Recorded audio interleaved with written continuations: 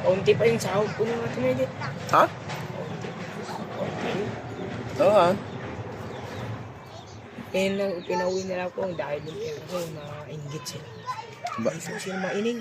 Mm. Sila ining, inggit sila. Bakit inggit? Jing. Kasi yung nagpagudan, sila lang magkuha.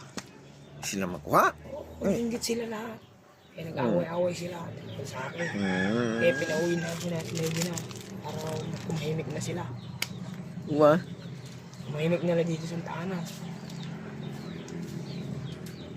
Ngayon, wala Kaya ka na. natatakot ako dito sa Santa Ana, hindi pa ako sana uwi. Bugbugin ka nila doon sa Santa Ana, sabi nila kasi. Pag uwi ka lang doon, nag-awit ka lang doon, bugbugin ka na lang, sabi nila. Naniwala ako, kahit hindi pala, niloloko lang ako. Hindi pa sa ako uwi dito. Natakot ako kasi bugbugin nila ako. Hindi ko sana uwi.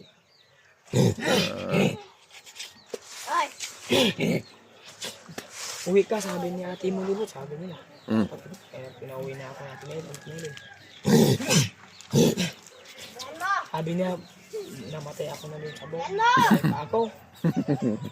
Ano ba? Salamat po sila sa mga medya nagbuhay sa akin. Binigay lahat ng Uwa? Buti mabait yung boss mo doon. binigay lahat